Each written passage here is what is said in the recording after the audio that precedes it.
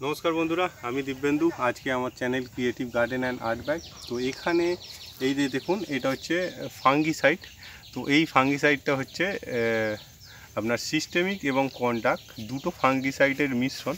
তো এইখানে আপনি সামনে দেখতে পাচ্ছেন বিভিন্ন ভ্যারাইটির যেসব গাছ আছে, অ্যাগ্লোনিমা, লিপস্টিক এবং গ্রিন ভ্যারাইটি ও বিভিন্ন ধরনের ডিফেনবেচিয়া।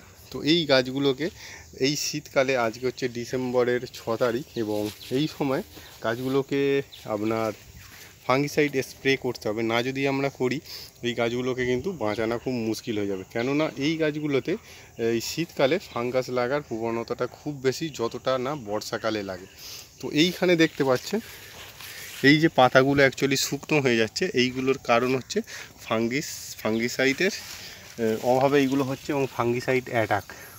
দেখুন এইখানে এই যে গাছগুলো দেখুন, এই যে পচে যাচ্ছে, পচে গিয়ে নতুন আবার রুটও বেরিয়ে আসছে। তো এইগুলো কিন্তু আমরা ফাঙ্গিসাইড সময় মতো না দেওয়ার কারণে, এবং বা কোনো কারণে এতে এই বৃষ্টি হয়েছিল, জল বসে গিয়ে, তো সেই কারণে কিন্তু এইগুলোকে এই রকমভাবে আপনার এইগুলো নষ্ট হয়ে যাচ্ছে। তো এই গাছগুলোকে আবার আমাদের রিকভার করতে হবে। তো এটা একটি অন্য পটে বসিয়ে দেবো। এবং এই যে এখানে দেখতে পাচ্ছেন এই লিপস্টিক অ্যাগ্লোনিমা, এগুলো বুশি হচ্ছে, যেহেতু এইগুলো খুব ঝাড় হয়ে গেছে, এবং কুয়াশার জল বা আমরা যখন এতে জল দিই, এই জলটা অনেক পরিমাণে পড়ে বা জমে পাতায় এগুলো হচ্ছে, যেহেতু আপনার একটা দুটো গাছ নয়, তো সেই হেতু আমরা এই গাছগুলোকে যে পার্টিকুলার একটা ধরে ধরে ব্যালকনিতে বা যারা বাড়িতে করে তাদের মতো দিতে পারবো। তো এই আমাদের পাম্পের সাহায্যে জলটা দিতে হয়, তো সেই কারণে জল গাছে বেশি এবং কম পড়ে যায়। তো সেই হিসেবে আমাদের এতে ফাঙ্গিসাইড স্প্রে করতে হবে।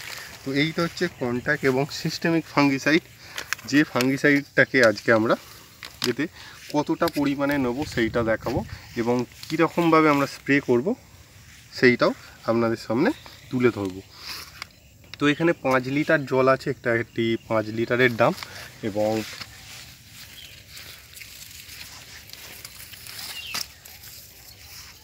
আমরা এটাকে কেটে নেব।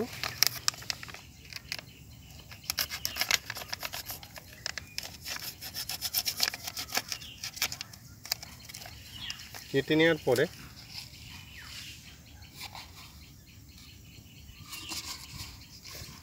এইটাকে আলাদাভাবে আমরা গুলে নেব।